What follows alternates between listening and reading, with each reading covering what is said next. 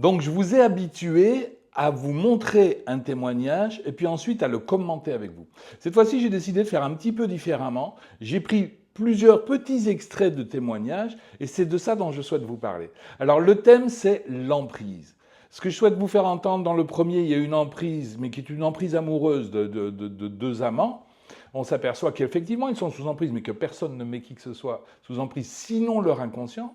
Et je vous invite d'ailleurs à repérer, à l'intérieur de ce témoignage, la notion de clivage. Comment on peut en arriver à se couper en deux avec, vous le verrez durant le témoignage, très important de bien repérer le clivage, le déni, tous ces mécanismes de défense que j'ai déjà exposés par ailleurs. Dans le deuxième témoignage, vous allez voir, il est assez pathétique. Je dis toujours, la personne qui emploie massivement des mécanismes de défense pervers narcissiques projette à l'intérieur de vous ce qu'il ne veut pas voir en lui et vous invite à aller tuer cette mauvaise part. Il pourrait à la limite vous pousser au suicide. Et dans l'exemple que vous allez entendre, vous allez voir que la dame, elle a subi ça pendant des années et puis qu'un jour ça ne marche plus. À ce moment-là, la personne qui employait des mécanismes de défense pervers narcissiques n'arrive plus à se débarrasser de sa mauvaise part, donc il la ressent à l'intérieur de lui, et à ce moment-là, il l'invite, elle, à le tuer lui. C'est-à-dire que ce noyau qu'il ne veut pas voir, il le projette dans sa compagne, et il lui dit tuer une mauvaise personne, mais le jour où elle dit ça ne marche plus, il se retrouve avec sa mauvaise part à lui, et là, elle lui demande de la tuer. Vous allez voir, c'est assez pathétique comme témoignage. Voilà. Dites-moi ensuite, posez des questions en commentaire, n'hésitez pas, j'y répondrai lors d'une prochaine vidéo, ou peut-être est-ce que nous ferons à nouveau un live. Si vous aimez ces vidéos, mettez un pouce vers le haut pour le signifier. N'hésitez pas à vous abonner si ça n'est pas déjà fait pour être tenu au courant et à activer une petite cloche pour qu'à chaque fois qu'une nouvelle vidéo sort, vous soyez tenu au courant. Voilà, je vous dis à bientôt. Au revoir.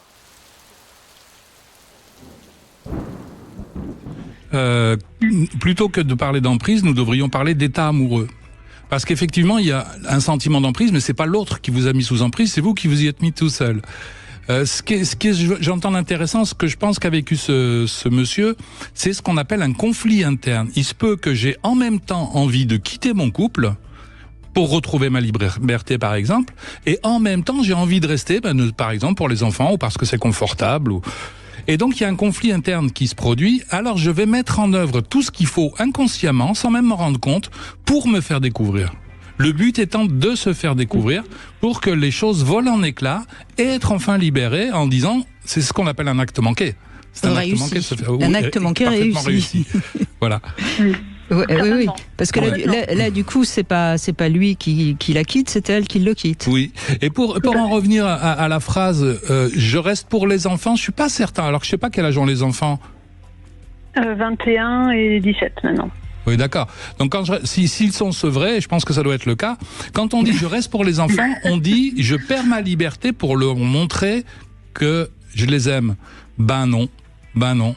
Non, moi je crois que le plus beau cadeau qu'on puisse faire à ses enfants, c'est de suivre son instinct, c'est d'aller là où c'est bon pour nous, et de dire aux enfants, tu vois, par exemple, je sais pas, j'aimais ton père, mais là je ne me sens plus bien à la maison, je décide de prendre soin de moi. Quel est l'enseignement qu'on donne aux enfants? C'est tu peux prendre soin de toi.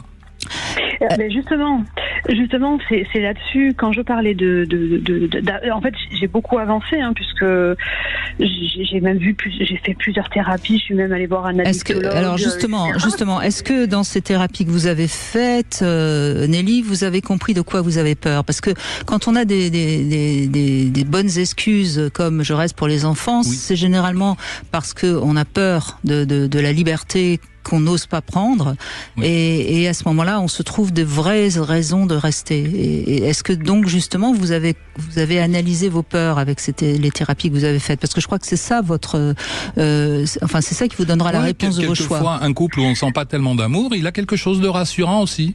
S'il me quitte à la fin, c'est tant mieux. Et puis peut-être qu'il me quittera pas. Et voilà, il y a quelque chose de confortable en apparence. Alors que de partir pour aller vivre sa passion, c'est prendre le risque de se casser la figure. Moi je disais ça déjà pendant le Covid, je sais pas si vous vous souvenez, on nous disait restez chez vous, ne vivez pas, comme ça vous ne serez pas mortel, vous ne risquerez rien. Bah oui, mais moi je prends le risque d'être vivant, et en étant vivant, effectivement, je réalise que je suis mortel. Justement, c'est là où je faisais le parallèle avec le fait d'avoir arrêté de penser à arrêter mon couple quand mon ex-amant et s'est retrouvé en grosse difficulté, c'est qu'en fait, j'avais ce projet-là. Et quand c'est arrivé, c'est comme si j'avais perdu toute ma confiance en moi, toute mon estime de moi. Et le travail que je fais en thérapie, pour répondre à votre question, Brigitte, ça a été justement d'essayer de retrouver de l'amour pour moi. Mais est-ce que vous avez compris ce qui vous a fait perdre votre estime de vous-même? Parce que là, je comprends pas bien, moi. Vous êtes aimé par un homme qui va jusqu'à risquer de mettre son couple en danger, et c'est ce qui s'est passé. Vous avez un homme avec qui vous êtes, qui visiblement vous accepte malgré tout. Donc, qu'est-ce qui vous fait perdre votre estime de vous-même, là? Alors, quand il a été découvert, j'ai vraiment eu pour moi, j'avais bousillé une vie de famille, j'avais bousillé l'innocence d'enfant j'ai vraiment... Mais ça réactive autre chose. Vous n'avez pas le pouvoir de ça. Repensez bien que c'est son choix. Il est adulte, il a choisi de venir vers vous, il a choisi de se mettre en danger, et il a choisi, étonnamment, peut-être inconsciemment, de se faire prendre. C'était son idée, hein. Nelly, je crois que là, ça réactive quelque chose de votre propre vie, de votre propre passé. Prenez le temps un peu de réfléchir, on se retrouve dans un instant.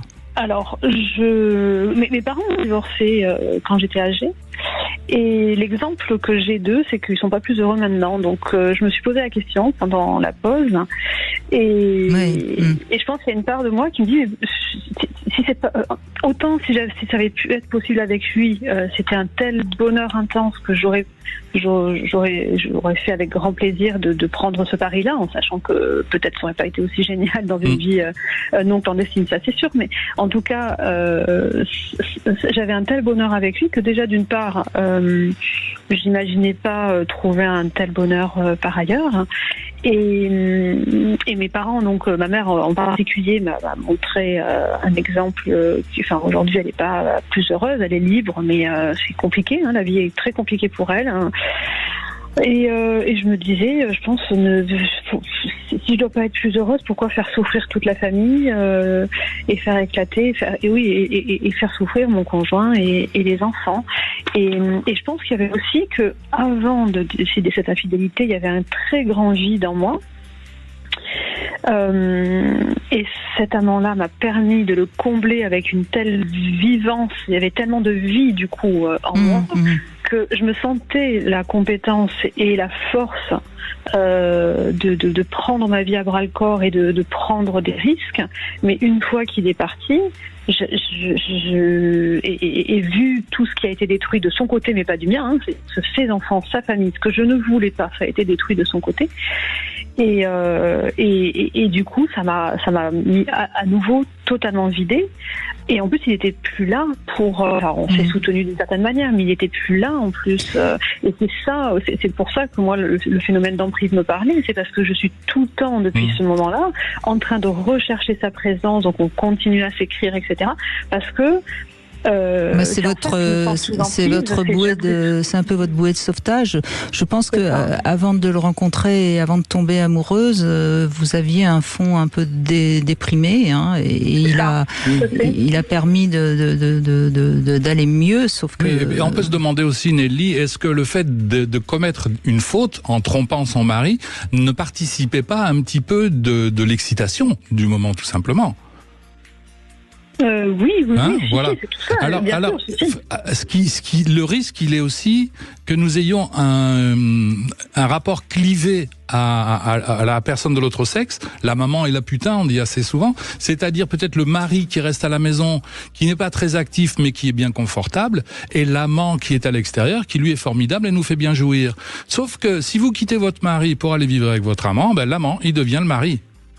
Mais il faut que vous trouviez du sens à votre vie, que vous soyez créatif de votre vie, créatif de vous-même, pour justement sortir de cette monotonie qui devait être très très pesante avant la rencontre de cet homme. Pesante et rassurante.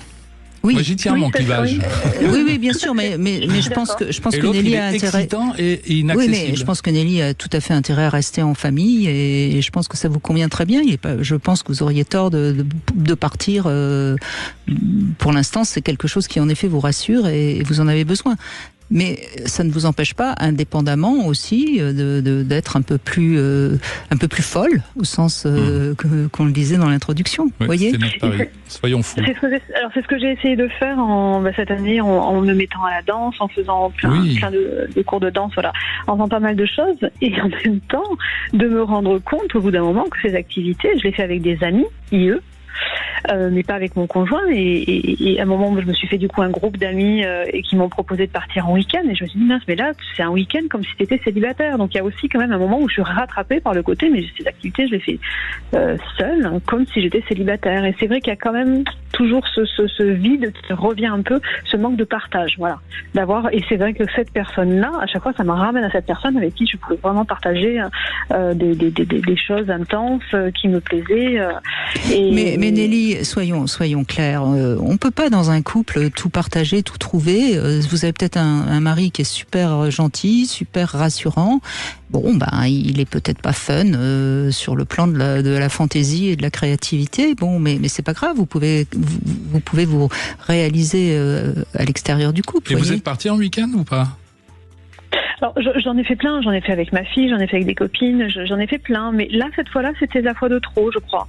Cette fois-là, j'y suis pas allée, j'ai refusé, parce que là, pour le coup, j'avais l'impression que si j'y allais, j'allais faire des rencontres, en fait. Donc vous vous méfiez de vous-même. Exactement. Oui, c'est vrai que l'infidélité, c'est quelque chose dont j'ai plus envie.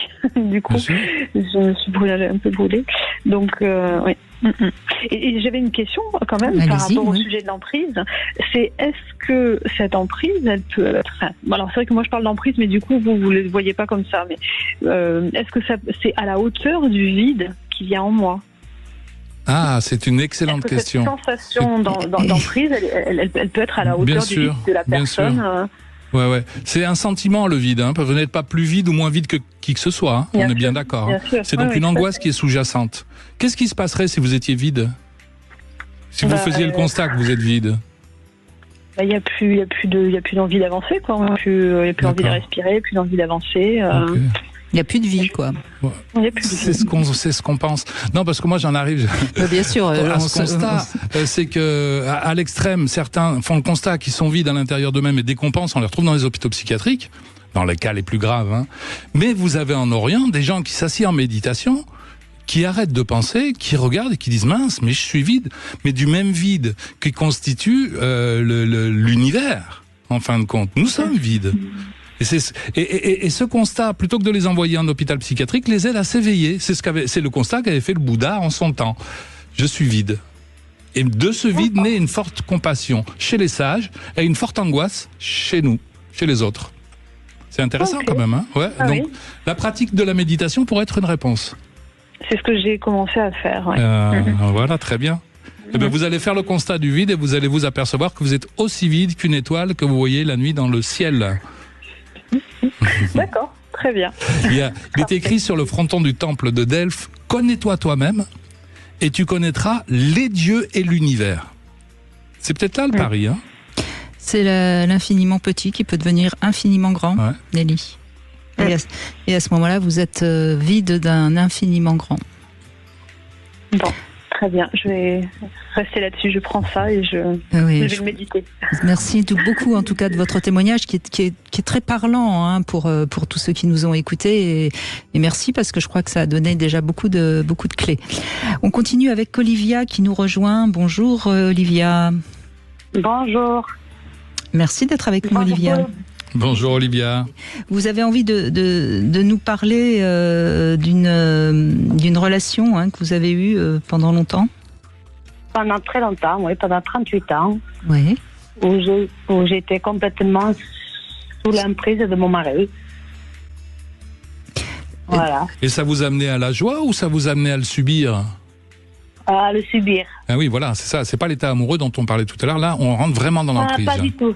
D'accord. C'est pas du tout la même chose. Non, j'ai été... Donc... Voilà, je crois que... Oui. Allez-y, Olivia, je vous en prie. Je crois que j'étais avec un menteur, manipulateur, voilà, alcoolique, qui m'a fait subir de la violence psychologique. Ce qui m'a permis de m'en sortir. Un jour, je rentre du travail et je coupais un morceau de gâteau et il voulait que je le plante avec le couteau.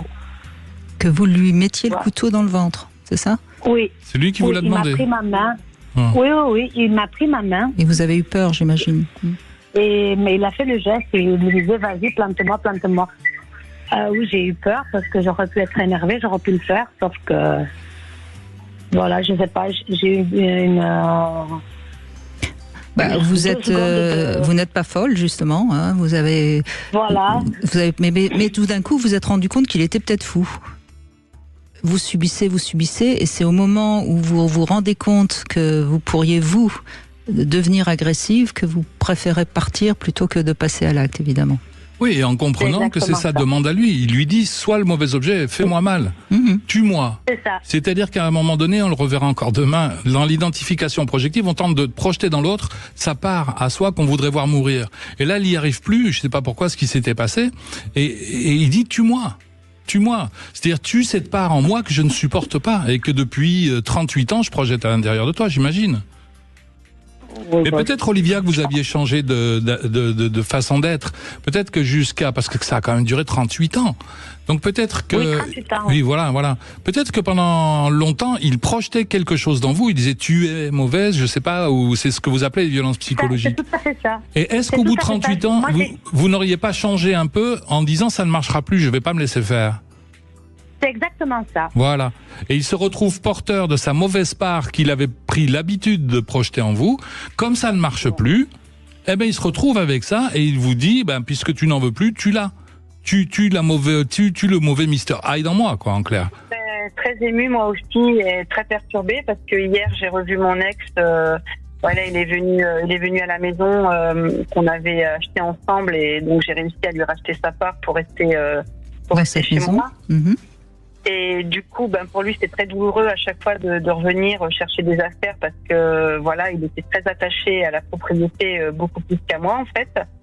Et donc du coup, hier, on s'est disputé et c'était très très violent et psychologiquement, moi, j'ai pas dormi de la nuit. J'ai l'impression d'être passée dans une machine à laver. J'ai le cerveau complètement retourné. Encore le cœur meurtri de tout ce qu'il peut me dire et de toute cette violence verbale, les insultes, cette façon de me rabaisser. Hier, il a même critiqué mon physique. Enfin, c'est de pire en pire et je pensais pas que... Ça fait 2 ans qu'on est séparés, je pensais qu'il s'était calmé et en fait, je lui ai dit non à une demande et il n'a pas supporté ce non. Et du coup, il est venu, il était comme un fou furieux et je ne sais pas comment me protéger de ça parce qu'à chaque fois, je suis dans la sidération de sa violence. Ce qui est peut-être important à comprendre, c'est pourquoi ça vous met dans un tel état puisque vous êtes séparés, mais peut-être ça vous fait réactive... peur, simplement, Delphine, c'est ça? Pardon? Il vous fait peur? Oui, il me fait très peur, oui. Il faudrait ne pas le voir seul, déjà? Oui. Vous avez besoin de continuer de le voir? En fait, moi, j'ai la psy qui m'a. Au début, j'avais été voir une psy pour comprendre pourquoi j'étais pas heureuse avec un homme que j'aimais tant. Et en fait, j'avais peur de le perdre, j'avais peur de pas pouvoir vivre sans lui. Donc, j'expliquais tout ça à la psy. Et à un moment donné, elle m'a sorti le mot emprise. Ouais. Et j'avais jamais entendu parler de ça. Je connaissais pas ce que c'était l'emprise. Et du coup. J'ai fait des recherches et effectivement j'étais sous son emprise parce que j'avais l'impression de pas pouvoir vivre sans lui et c'est un homme que j'aimais énormément mais j'ai beaucoup souffert dans cette relation parce que au début quand on s'est rencontrés j'avais l'impression d'être la femme parfaite pour lui. Il était valorisé, j'avais de l'argent, j'avais une belle maison, il était vraiment il se sentait très bien avec moi.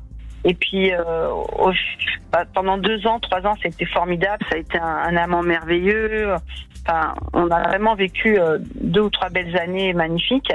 Et une fois qu'on a acheté une maison ensemble, là, ça allait plus parce que je faisais pas ce qu'il voulait.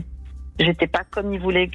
Donc du coup, Ce qui est intéressant à remarquer, Delphine, je le dis pour ceux qui nous écoutent, dans certaines relations, tout semble aller bien Et du jour où la femme soit devient mère, soit accepte d'épouser, soit vous êtes là, en l'occurrence, c'est une maison que vous avez ensemble, tout d'un coup, l'homme prend le pouvoir, et à ce moment-là, son état d'esprit n'est plus aussi... Ouais, ça, ou le contraire, hein. Oui, ça peut être une Parce femme. que nous l'avions vu tout à l'heure avec Nelly, et Nelly, elle a aussi fait ce clivage, le mari confortable à la maison et l'amant merveilleux à l'extérieur.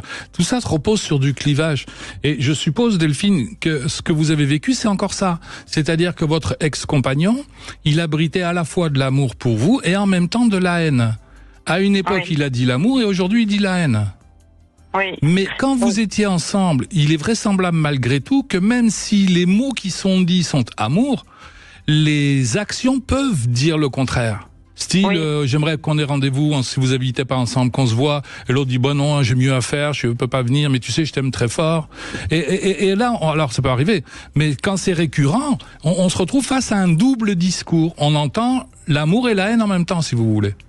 Oui, c'est ça. Et c'est ça qui nous met sous emprise. C'est ça qui nous fait, nous aussi, de devenir clivés, en se disant, mais moi, j'ai envie d'arrêter cette relation, et pourtant, on a un tel potentiel, non, j'aimerais bien qu'elle dure. Vous Oui, voyez ? c'est ça. Ouais. Moi, j'ai eu des années avant d'avoir le courage de partir de cette relation. J'ai compris sur le tard qu'elle était toxique parce Oui. qu'en fait, j'étais tout le temps dévalorisée, tout le temps dénigrée. Ben oui. Et une fois que je pleurais, une fois qu'il y avait une grosse crise, et ben le lendemain, c'était oh excuse-moi, j'étais fatiguée, donc c'est pour ça que j'ai dit ça. Mais bon, c'est pas grave, hein, c'est pas grave. Ben Et donc moi, oui. après, je ruminais toute la journée. Et là, hier soir, c'est pareil. Ça a été très violent, on a failli se battre. Et ce matin, j'ai eu un SMS d'excuses. Excuse-moi, j'étais pas bien. Voilà. Non mais Jean-Charles vous l'a dit, Delphine, pourquoi vous revoyez cet homme Oui, c'est ça. Pourquoi est-ce que 2 ans après, il vient encore chercher des affaires ? Parce qu'il a pas pris toutes ses affaires. Oui, mais il faut tout. Moi, je vous conseille une chose, vous appelez un déménageur, toutes ces affaires, vous les sortez de chez vous et vous les envoyez chez lui. Et il y a ce sont des liens. Et il se raccroche de même à ça. que la haine est une forme d'amour pour certains, retourner en son contraire. C'est tant que tu es à ma disposition, je te dis que je t'aime. Le jour où tu me dis non, parce que vous nous avez dit tout à l'heure que c'est un non qui l'a fait réagir, à ce moment-là, je te hais. Mais en fait, c'est la même énergie qui est présentée différemment.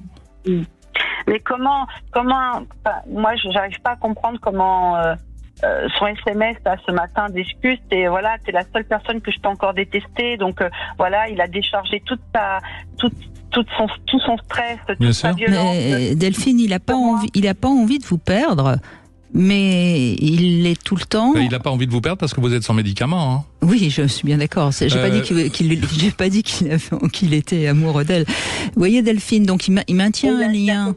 Il maintient un lien, et ce lien vous rend malade. Donc il faut le couper, ce lien.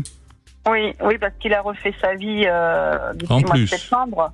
Donc, il n'est pas du tout amoureux de moi. Hein. J'ai l'impression qu'il veut vraiment me détruire jusqu'au bout. Quoi. C'est vraiment, psychologiquement, c'est insoutenable. Quoi. C'est vraiment. Mais on s'en fout. On s'en fout de ce qu'il veut. Ouais. Delphine. Ce que vous pouvez faire, Delphine, c'est 1, lui rendre ses affaires immédiatement, puis c'est terminé. 2, vous allez à la police et vous portez plainte. Il vous a agressé, hein. Ah oui. La plainte, elle n'ira nulle part. Vous faites pas de soucis pour lui, mais peu importe. Vous portez plainte, la police va le contacter et lui dire qu'est-ce qui s'est passé. Et là, il va être obligé de s'expliquer. Il va s'expliquer devant papa cette fois-ci. Et ça lui mettra un petit peu les pendules à l'heure, et il saura qu'il n'a pas intérêt à revenir vous embêter. Et il aura plus de raison puisqu'il aura plus aucune affaire chez vous. Oui, voilà, c'est ça. Donc moi, j'ai été gentille de lui laisser. Ben oui, mais voyez bien, vous êtes gentil. Regardez dans quel état ça vous met. C'est pas de la gentillesse, c'est on laisse perdurer un lien toxique. Oui, mais lui. Pourquoi est-ce qu'il n'a pas récupéré ses affaires? C'est pour pouvoir revenir. Hein. Il me disait, mais t'es pas pressé. Pour l'instant, je peux pas les prendre, donc il faut qu'il attende. Voilà. Après. Et puis s'il est dans l'amour et la haine, comme sont les nourrissons, selon certains psychanalystes. Tant que vous serez dans les parages, il risque de réussir sa vie amoureuse, dans le sens où il peut donner son amour à celle qui est à la maison, et il peut rejeter sa haine sur vous. Oui, c'est ce qu'il m'a dit. Il m'a dit t'es la seule personne que je peux détester, donc. Ah. Ah bah c'est sympa de rester, Au moins, de il est maintenir un clair. lien avec. Donc Non. moi, je lui ai répondu, viens chercher. Maintenant c'est terminé, viens chercher toutes tes affaires. Voilà. Viens demain chercher toutes tes affaires. Et là, il m'a répondu qu'il pouvait pas. Mais bien Et sûr. que, Mais c'est pas grave, vous lui faites envoyer toutes ses affaires. Ça vous coûtera un tout petit peu d'argent, mais vous savez, le prix de la liberté n'est jamais. Ça, et puis nommer un tiers. Allez porter plainte. C'est mais un- même dans la séparation, il y a eu des hauts et des bas. Il y a eu des moments où on a pu s'entendre, on a pu se voir. C'est fini, Delphine. Il faut mettre un terme à tout ça, et plus vous mettrez un terme rapidement, plus vous irez mieux. Et puis je vous souhaite d'avoir comme de vous faire entourer peut-être d'une ou deux personnes en qui vous avez confiance. Merci Delphine. Bonjour Sophie. Oui, bonjour Brigitte, bonjour Jean-Charles. Bonjour Sophie. Pardon. Je suis très très émue aussi de passer à l'antenne. C'est comme Jean-Charles. Oliviane l'a exprimé. C'est Jean-Charles. Il rend toutes les auditrices émues et dépendantes. Voilà, c'est son charme. Qu'est-ce que vous voulez, Sophie, hein? Je n'en doute pas. En tout cas, merci de m'accueillir. Alors, je vais peut-être avoir un témoignage un peu redondant, mais effectivement, moi, j'ai. Alors non, surtout ne croyez jamais ça, parce que tout témoignage, même s'il y a des points communs, c'est jamais la même chose, c'est jamais la même histoire. Oui, exactement, vous avez raison, Brigitte. Donc, moi, j'ai connu effectivement, comme Olivia, très très jeune, mon mari, c'est-à-dire que j'avais à peine 17 ans, et nous avons 2 ans d'écart. L'affaire a duré, si je puis dire, enfin, notre jolie histoire a duré 37 ans. Avec des hauts, des bas, mais c'était plutôt une jolie histoire. Oui. Je précise que lui, comme moi, était enfant unique. Je pense que ça n'est pas anodin aussi par rapport aux blessures, enfin bref, à l'effet miroir, oui, plein de c'est choses. possible J'ai compris qu'il y ait- beaucoup de choses au Oui, bout oui. de, voilà. C'est possible que ce soit une rencontre narcissique de par là, oui. Voilà. Et puis d'ailleurs, donc le choix a été fait. Enfin, c'est un choix marital d'être mère au foyer, mais tout en étant une femme très active. Bon, j'ai des enfants qui ont 2 ans d'écart. Voilà, donc j'ai été aussi tournée vers l'extérieur avec des activités extérieures très suivies, même les enfants très jeunes, mais j'ai été mère au foyer avec tout ce que ça comporte, c'est-à-dire j'étais H24, voilà, monsieur se déplaçait beaucoup professionnellement, les enfants étant petits, et puis le vent a les choses ont évolué, nous avons eu un chien, et alors c'est assez symptomatique, hein, mais parce que là nous sommes juste avant le Covid. Le chien décède, notre première fille a déjà quitté le cocon, enfin le nid. Mhm. Notre fils, lui, ne décède pas, bien au contraire, mais parfois j'ai fait ce lapsus horrible. Enfin, notre fils quitte le nid dans la foulée du décès du chien, qui était, disons, un chien âgé, mais bon, bref, une forme de deuil. Et monsieur va partir, en fait, en l'espace de 9 mois, monsieur s'en va. Alors, monsieur s'en va dans des conditions un peu, on va dire, moches, si je puis dire. C'est un peu, il y a eu quand même des débordements, voilà. Alors, je m'inclus dans cette histoire, puisque je pense que nous avions des choses à comprendre de nos histoires communes. Moi, j'avais travaillé déjà dessus. Nous avions tenté la thérapie conjugale qui a été un gros échec, vraiment un gros échec. Et à chaque fois, c'était moi, en fait, qui était à l'origine de cette demande. Si vous voulez, lui n'en voyait pas l'intérêt. Jean-Charles Bouchou est avec nous. Je rappelle que vous êtes l'auteur des Violences invisibles. C'est aux éditions Le Courrier du Livre. Sophie est avec nous. Peut-être qu'il y a beaucoup de violences invisibles aussi dans votre témoignage. Ce que j'entends chez Sophie, même si c'est pas exactement le cas, peu importe, c'est comme si elle avait vécu un ghosting. Vous savez, un ghosting, c'est quand vous êtes avec quelqu'un et que ce quelqu'un disparaît. À ce moment-là, qu'est-ce que vous faites? Parce que vous savez pas, vous comprenez pas ce qui se passe. Eh ben, vous remettez en question. J'aurais dû être plus, peut-être que c'est à cause de... Et en fin de compte, la violence que vous allez subir, c'est vous qui vous l'infligez vous-même pour remplir le vide que l'autre a laissé. Et je me demande, Sophie, si c'est pas un petit peu ça que vous avez vécu. Oui, il y a de ça. C'est-à-dire que moi, je me suis remise en question sur toute ma vie. C'est-à-dire que, comme en plus j'ai consulté, vous imaginez bien que j'ai essayé toute seule d'essayer de recomprendre. Donc, je me suis surprise depuis ma petite enfance. Et je me suis surprise d'ailleurs à vouloir en parler, par exemple à ma mère. Mais c'est une adulte, elle vit sa vie, vous vivez la vôtre. Dans la crise, on est obligé de vivre des choses. Ça nous est présenté de façon assez désagréable, mais qui à la fin sont des choses assez normales. C'est que vos enfants, ils prennent leur envol, ils s'en vont. Oui. Donc ça serait sympa qu'ils viennent manger le gigot flageolet avec vous le dimanche, mais visiblement c'est pas ce qui se passe. Jamais, même pas. Mais c'est aussi une invitation pour vous à vous retourner vers vous-même. C'est-à-dire comment est-ce que vous allez dessiner cette seconde partie de vie? Qu'est-ce qui vous fait envie? J'ai démarré, pensez bien.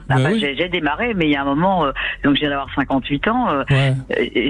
J'oublie pas, mon rôle de mère. J'aimerais bien que ils sont adultes. Il n'y a plus le rôle de maman. C'est plus à vous s'ils ont pas l'intelligence de comprendre que vous êtes leur mère et qu'ils risquent de se sentir coupables par la suite de vous avoir abandonné comme ça, tant pis pour eux. Sauvez-vous, sauvez votre peau. Et puis acceptez quand même, parce que évidemment souvent on s'identifie à sa fonction. On va dire je suis mère avant toute chose, ou même je suis chef de service avant toute chose. Ben, vous savez qu'il y a des gens qui décèdent au moment de partir à la retraite parce qu'ils ont le sentiment d'être plus rien. Je viens de faire 40 ans chef de service et aujourd'hui je suis plus ça. Donc, vous n'êtes plus la maman et maintenant vous devez naître à autre chose. Vous n'êtes plus la femme de cet homme, vous n'êtes plus la mère de ces enfants qui décidément vous tournent le dos. Peut-être que vous pouvez reprendre un chien, Sophie. Mais c'est normal. Acceptez. Mais bien comprendre que dans le cadre où on ne comprend pas ce qui se passe à l'extérieur, on a tendance à se chercher soi-même. Donc à un moment donné, peut-être lâcher prise de ça, quoi. Et vous tournez vers vous, non pas pour savoir en quoi vous dysfonctionnez, mais vers quoi en quoi vous avez envie de fonctionner. Oui, puis il y a des choses qui fonctionnent. J'ai des choses qui fonctionnent. Moi, bien évidemment, je sais que ça fonctionne. Et n'envoyez pas des fleurs à votre fille. Ça ne. Oui. C'est un très beau lapsus. C'est beau lapsus. Oui. Pleurez plutôt que d'envoyer des fleurs à votre fille. J'ose de dire, donc si elle m'entend le 27 avril, pour la première fois de ma vie, de notre vie, elle n'aura pas de rien. Il n'y aura rien. Voilà. Voilà, c'est normal, je crois. Mais en même temps, si vous lui envoyez rien, vous lui dites je t'ai entendu. Parce qu'à un moment donné, si l'autre il nous fait un peu la gueule et qu'on continue de lui envoyer des fleurs, en même temps on lui fait voir, tu vois, j'ai pas perçu que tu m'en veux. Oui. Donc il a intérêt à charger un petit peu plus pour pouvoir vous faire entendre, parce qu'il y a quand même un message silencieux qui demande à se dire. Ah oui, là, il est plus. Donc peut-être envoyer une petite carte plutôt qu'un bouquet de fleurs en disant j'ai remarqué que tu avais besoin de prendre de la distance, je respecte ton besoin, sache que quand tu en auras besoin, je serai à ta disposition pour t'accueillir à nouveau. Point final. Voilà, ça je l'avais déjà fait l'année dernière. D'accord. Et derrière vous faites un. Mais là cette année j'ai décidé. Et derrière vous faites un voyage en Corse. Oui, alors là on n'y est pas encore, parce que là je vous dis pas c'est-à-dire que oui, ça va. Ah oui, là, si Monsieur mon ex-mari pouvait m'entendre ainsi que mes enfants, ce serait extraordinaire. Parce que là, vous achetez un billet d'avion. Oui, non, mais je pense qu'ils comprendront peut-être, ça leur ouvrirait les yeux peut-être. Non, mais arrêtez d'attendre quelque chose de ces gens qui se comportent pas bien avec vous. Prenez soin de vous, entourez-vous de gens qui vous respectent, et puis vous allez traverser ce tunnel, comme je le disais tout à l'heure, à Olivia, et puis à un moment donné, vous retrouverez du sens à votre existence. C'est terrible de passer autant d'années pour les autres et puis tout d'un coup d'être abandonné comme ça. Je crois qu'on l'entend tous, mais c'est aussi une épreuve de vie qui peut vous rendre encore plus forte. Mais il faut accepter de prendre conscience de ce qu'on est en train de traverser. C'est pour ça que c'est parfois si dur. Et merci en tout cas de nous avoir partagé votre expérience, parce qu'il y a beaucoup à dire, évidemment. Oui.